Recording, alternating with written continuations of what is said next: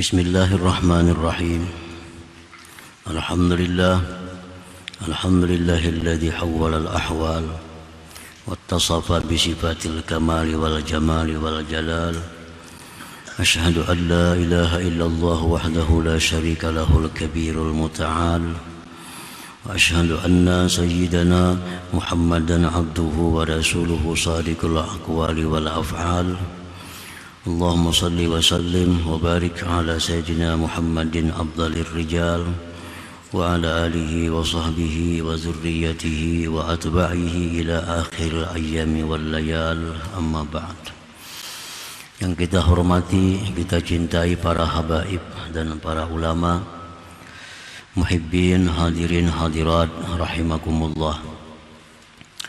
Alhamdulillah, puji syukur senantiasa kita haturkan kehadirat Allah Subhanahu wa ta'ala, yang mana dengan limpahan taufik hidayah serta inayahnya kita pada malam ini dikumpulkan di majelis yang penuh berkah dan rahmat ini.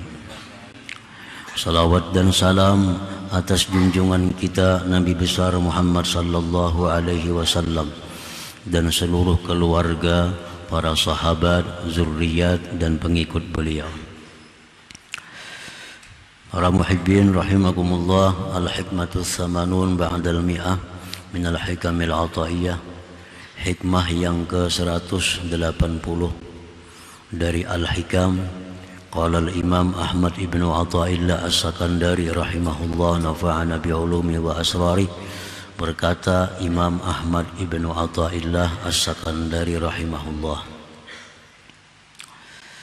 min alamati iqamatil haqqi laka bisyai'i iqamatuhu iyyaka bihi ma'a husulin nataij. Artinya, di antara tanda menempatkannya Allah bagi engkau pada sesuatu ialah menempatkannya Allah kepada engkau pada sesuatu itu serta hasilnya faidah-faidah duniawiyah dan ukhrawiyah. Ini hikmah adalah untuk mengetahui bahwa apakah keadaan kita sekarang ini termasuk dalam keadaan yang ditempatkan oleh Allah, dalam keadaan pekerjaan yang diridai oleh Allah Subhanahu wa ta'ala, ataukah apa yang kita kerjakan pada saat ini tidak sesuai atau tidak mendapatkan ridha daripada Allah Subhanahu wa ta'ala. Jadi ada tandanya, ada alamatnya. Apakah pekerjaan kita sekarang ini diridai oleh Allah atau tidak diridai oleh Allah. Idza aqamakallahu ta'ala bi syai'in la yastaqbihuhu syar'u kat tijarah aw sina'ah aw zira'ah wa hasala laka bihil fawaidud dunyawiyyah wal ukhrawiyyah kal kafafil ma'isah was salamati fid din wal ihsan ila khalqillah, fahadza alamatu ridallahi laka fihi, fala yanbaghi lakal intiqalu anhu ilal akhar hatta yatawallallahu ikhrajaka anhu, wa alamatu dzalik bi an tafuta lakal fawaidul mazkurah. Apabila Allah Subhanahu wa ta'ala menempatkan engkau pada sesuatu pekerjaan, contohnya, yang tidak dianggap jahat pekerjaan itu oleh agama. Contohnya ketijarah, seperti perdagangan. Nah, perdagangan itu adalah contoh pekerjaan yang tidak dianggap jahat oleh agama. awis sina'ah atau pertukangan, awis zira'ah atau pertanian, dan hasil bagi engkau dengan sesuatu pekerjaan tadi faidah-faidah dunia dan akhirat. Maksudnya faidah-faidah itu adalah kal kafaf fil ma'isah, seperti berkecukupan dalam kehidupan. Wassalamati fid din, selamat pada agama. Dan berbuat baik kepada makhluk Allah. Maka ini adalah tanda ridhanya Allah bagi engkau pada sesuatu itu, pekerjaan tadi. Perdagangan contohnya. Apabila kita dalam menjalankan perdagangan itu membuahkan hasil cukup untuk kehidupan, selamat pada agama. Nah, arti selamat pada agama ini kita bisa menjalankan hukum-hukum Allah, tidak terganggu dengan perdagangan itu. Nah, sembahyang kita kada terganggu, menuntut ilmu kita kada terganggu, mengamalkan wirid-wirid bacaan-bacaan kada terganggu. Nah, itu selamat pada agama. Perkara-perkara yang diharamkan oleh Allah bisa dijauhi. Dan lagi bisa berbuat baik kepada orang, bisa membantu kepada orang lain, bisa menolong baik dengan tenaga atau pikiran atau keuangan kepada orang lain. Nah, maka ini semua adalah tanda bahwa kita berdagang itu diridhai oleh Allah Subhanahu wa ta'ala. Diridhai oleh Allah. Hasil cukup, agama kita selamat.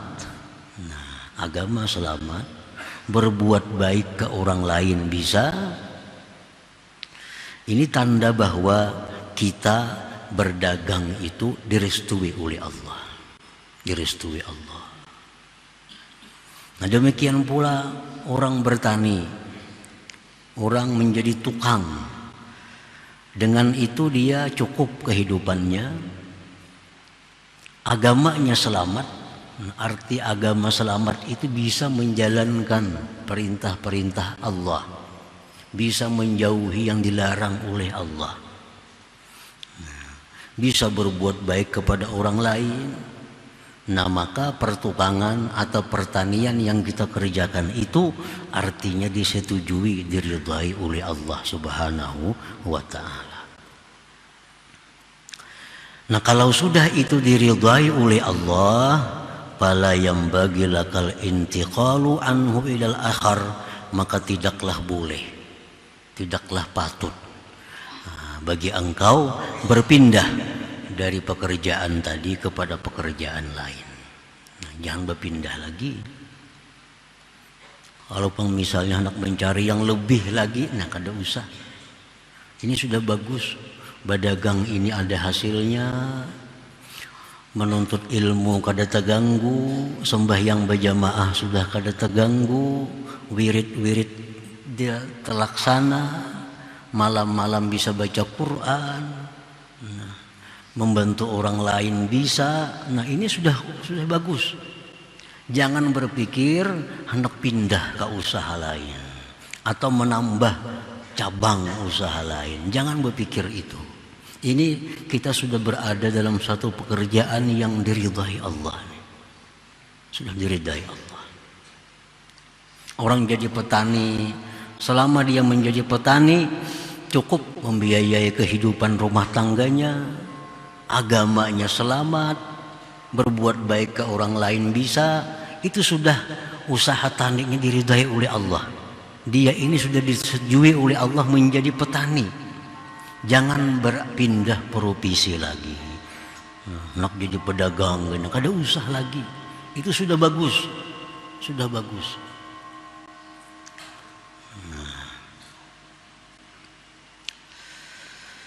Fala yang bagi lakal intiqalu anhu, tidaklah patut bagi engkau pindah dari yang demikian tadi kepada yang lain, hatta yatawallallah ikhrajaka anhu, sehingga Allah yang mengurusi akan mengeluarkan engkau daripada pekerjaan itu. Kecuali Allah yang memindah, kecuali Allah sendiri yang langsung mengurusi perpindahan kita dari pekerjaan yang sudah ada ini. Ayo dia pindah profesi, nang jadi petani pindah ke pedagang, nang orang pedagang pindah ke petani. Ayo, tapi Allah yang memindahnya. Jangan baka hendak seorang memindah kalau usaha tadi sudah sedemikian rupa tadi. Wa alamatu dzalik, apa tandanya Allah memindah kita? Nah, apa tandanya bahwa ini petunjuk dari Allah agar kita pindah dari yang ada? Bi antafuta lakal fawaid al-mazkurah, dengan bahwa keluputan bagi engkau faidah-faidah yang disebutkan tadi.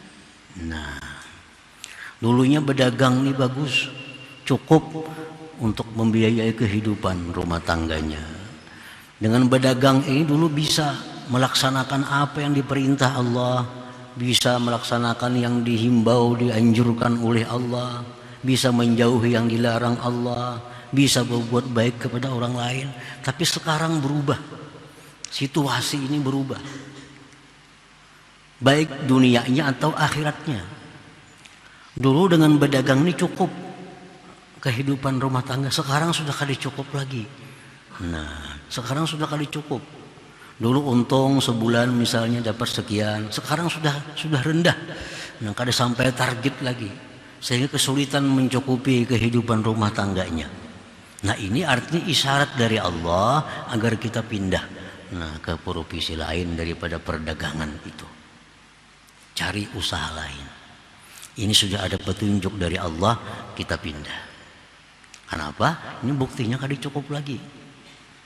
Dulu cukup membiayai rumah tangga, sekarang sudah kada cukup. Nah, itu artinya. Atau keluputan selamat pada agama. Dulu waktu berdagang masih bisa melaksanakan perintah-perintah agama. Dulu sembahyang bisa tepat waktu, sembahyang bisa berjamaah, yang haram bisa dihindari. Sekarang sudah kada bisa lagi. Berdagang sudah kada encam itu. Kalau kada berdusta bisa kada payu. Ini artinya ada tanda-tanda bahwa Allah menyuruh kita sudah tinggalkan perdagangan, cari pekerjaan lain. Dulunya berdagang bisa aja sembahyang berjamaah, bisa menuntut ilmu kada tertinggal. Tapi sekarang berdagang terlalu payu, sudah kepayuan. Sembahyang berjamaah kada kau lagi, zuhur tak ke asar, asar tak ke rumah sembahyang. Menuntut ilmu sudah jauh. Walaupun sudah kepayuan, keramian, tapi agama kada selamat. Nah, ini isyarat dari Allah, sudah tinggalkan perdagangan itu. Tinggalkan. Nah, ini namanya Allah yang mengeluarkan. Bukan kita yang berkehendak, tapi Allah yang mengeluarkan kita, yang menyuruh pindah kita dari usaha itu. Karena ini sudah, agama kita sudah kada selamat lagi nih. Agama sudah kada selamat lagi.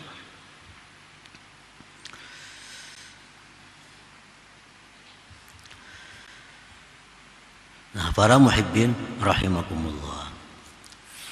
Jadi kita ukur, kita nilai, kita renungi usaha kita ini apakah demikian halnya. Itu artinya, apakah dengan usaha ini selama ini kita cukup kehidupan rumah tangga? Cukup. Agama selamatkah? Sembahyang kayak apa, nuntut ilmu kayak apa, menjauhi yang haram-haramnya kawa, berarti bagus. Bersedekah bisa ada lebihannya. Nah, ini berarti sudah dagang kita ini dagang yang diridai oleh Allah. Dagang yang diridai oleh Allah. Karena dagang yang diridai Allah itu artinya adalah ibadah. Ibadah. Turun ke pasar, turun beribadah. Kada turun mencari duit lagi. Karena dagangnya dagang yang diridai oleh Allah.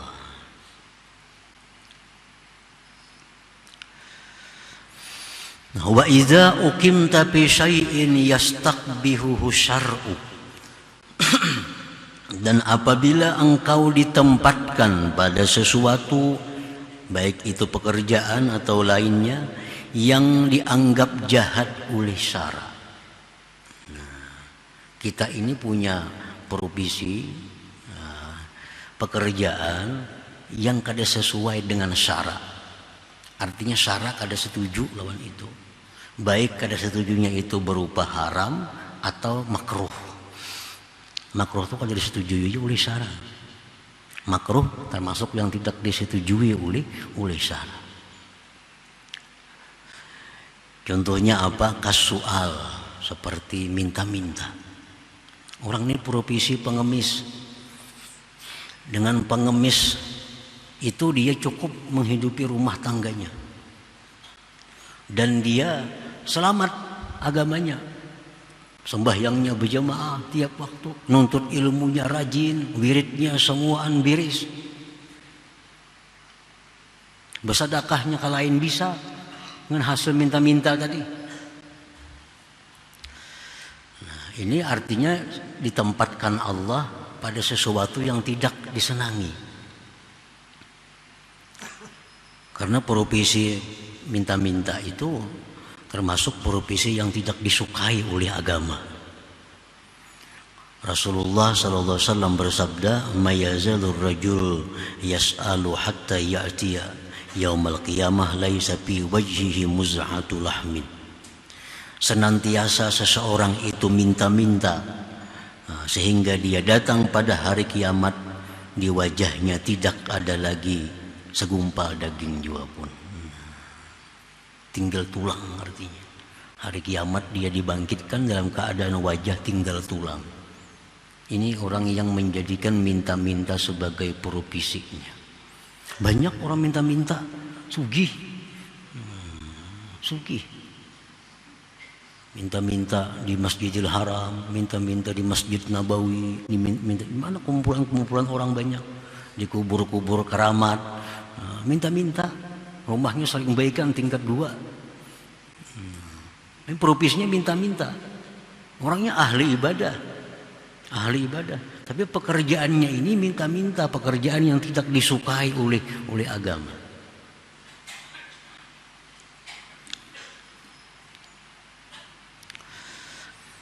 Wal amali lil umara'il zalamah. Contohnya lagi pekerjaan yang tidak disukai oleh agama itu adalah menjadi pegawai dari pemerintahan yang zalim. Menjadi pegawai dari pemerintahan yang zalim. Ini pemerintah ini zalim. Pemerintah yang tidak adil. Pemerintah yang menyengsarakan rakyatnya. Ini jadi pegawainya. Jadi pegawainya. Itu pekerjaan yang tidak disenangi syara. Walaupun gajinya tinggi, keluarganya cukup dihidupinya, dinafkahinya, dan dia dengan jadi pegawai itu bisa melaksanakan apa yang diperintah agama, sembahyang, puasa, menuntut ilmu, dia bisa membaca wirid malamnya, bisa bersedekah. Tapi dia ditempatkan di suatu pekerjaan yang tidak disenangi oleh syara, yaitu menjadi pembantu pegawai dari pemerintahan yang zalim. Rasulullah SAW bersabda, "Satakunu umara," selagi akan ada umara, pejabat-pejabat. Nabi sudah mengatakan 1400 tahun yang lalu, dan Nabi selagi akan ada pejabat-pejabat. Man dakhala alaihim fa'anahum ala zulmihim wa saddaqahum bikizbihim falastu minni walastu falaisa minni walastu min. Selagi akan ada pejabat-pejabat, barang siapa yang masuk atas mereka, dia bantu kezalimannya, dia benarkan kebohongannya, maka dia bukanlah termasuk umatku dan aku pun berlepas daripadanya. Jadi pegawai dari pemerintahan yang zalim. Walaupun ini ada zalim, ini melaksanakan tugas sesuai, tapi yang dibantunya ini pemerintahan yang zalim. Dicontohkan umpamanya, ini tugasnya ma'atari nasi ke penjara. Contohnya, tugasnya bisukan mengantar nasi ke penjara, segera memberi makannya orang-orang tahanan. Karena siang hari mengantar nasi ke sana. Ini beres saja tugasnya. Cuma ini petugas pegawai dari suatu penguasa yang zalim. Ini namanya a'wanuz zalamah, pembantu-pembantu orang zalim. Ini pejabat, ini pemerintahan yang zalim. Dia ada punya listrik umpamanya, dia jadi pegawai listrik, tukang hidupi mesin, tukang mati sampai jamnya. Walaupun dia biris melaksanakan tugasnya, tapi dia bertugas di bawah pemerintahan yang zalim. Nah, ini satu pekerjaan yang tidak dianggap baik oleh agama kita, tidak dianggap baik oleh ulama kita.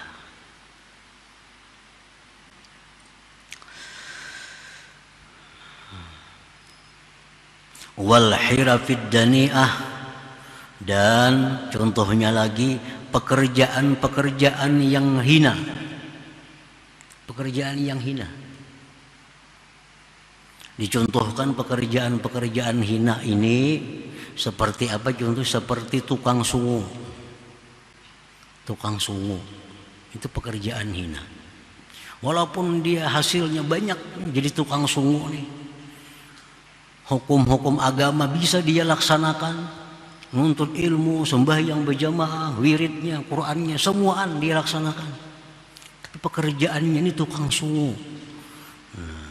Ini pekerjaan hina.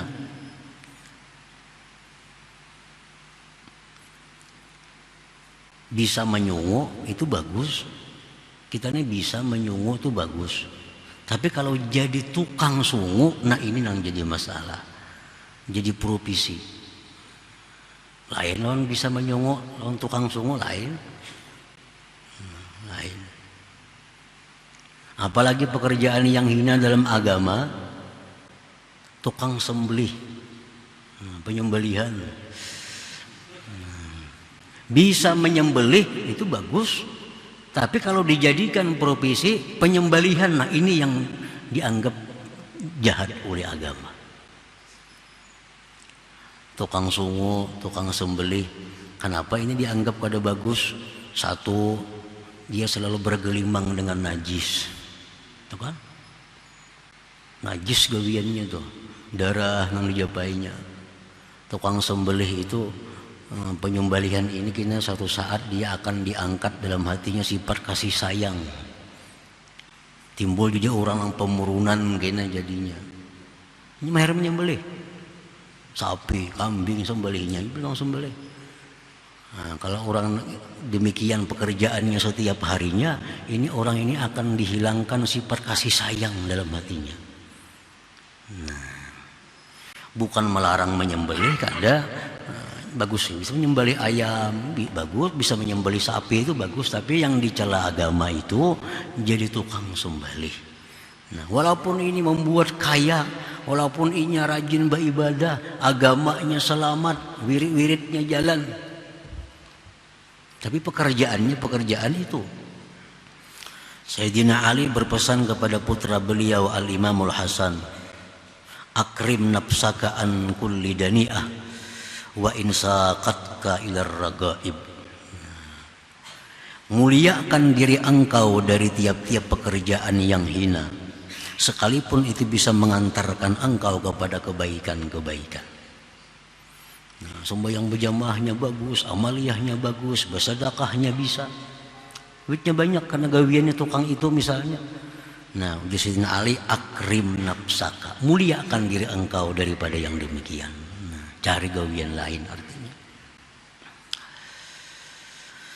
Nah, kalau demikian halnya, kita ditempatkan pada sesuatu pekerjaan yang dijahatkan oleh agama, seperti minta-minta contohnya, seperti bekerja pegawai dari pemerintahan yang zalim, atau kita pekerjaan-pekerjaan yang hina, atau yang seumpamanya itu, fa'alaika bil khuruj minhu wal intiqal ilal akhar alladhi yastahsinuhu syar'u wa yahsulu laka bihil fawaid.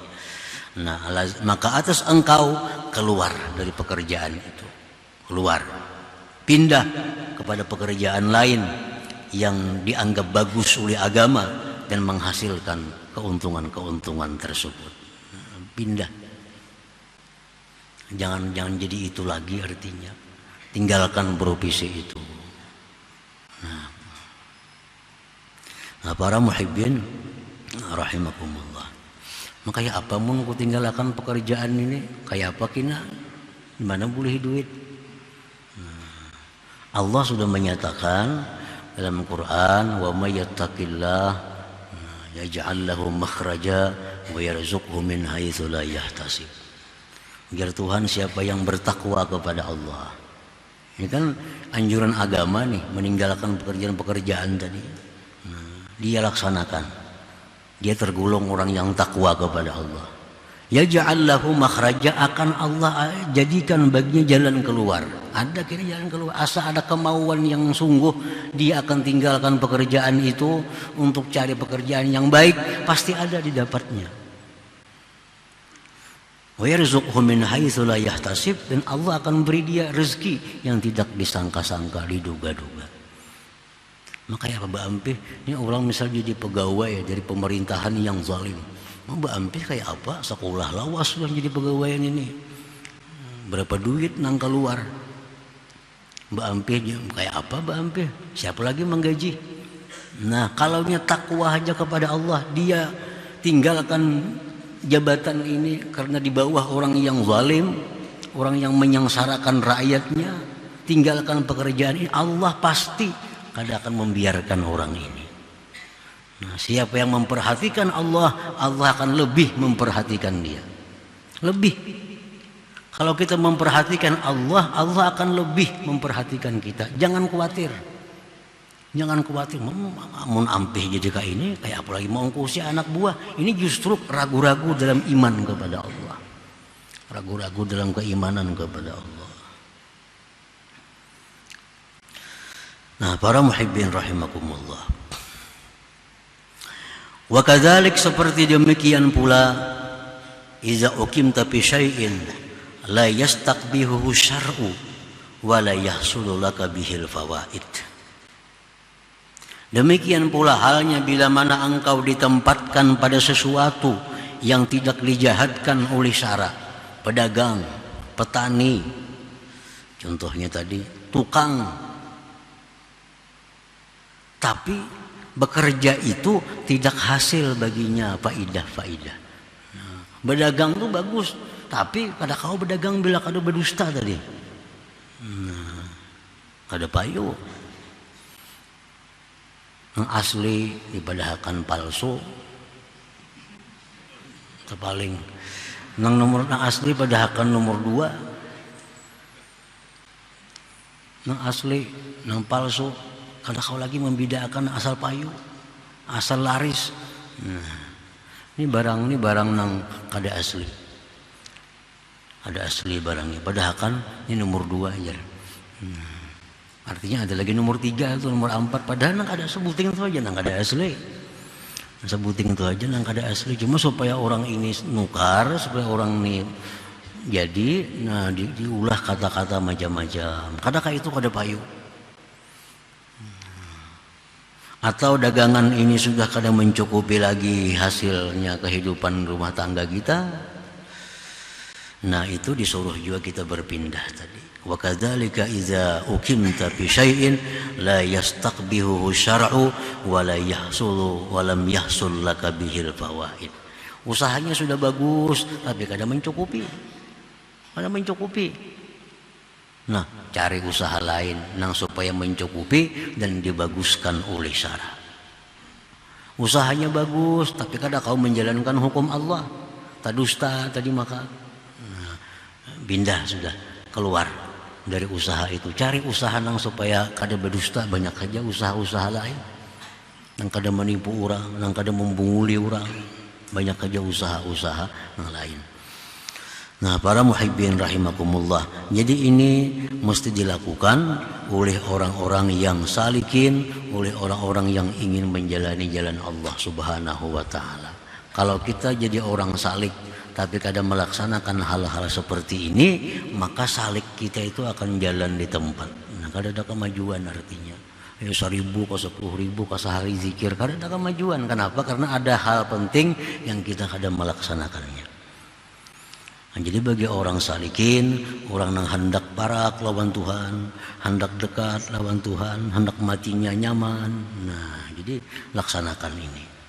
Laksanakan ini artinya. Artinya pelajari, ketahui bahwa usaha kita ini sekarang apakah sudah di jalan yang diridai Allah, tandanya ini tadi, dan apakah usaha ini sudah kada diridai lagi oleh Allah, dan tandanya yang demikian tadi. Nah, para muhibbin rahimakumullah, selanjutnya hikmah yang ke 181. Ila hadratin Nabi sallallahu alaihi wasallam al-Fatihah.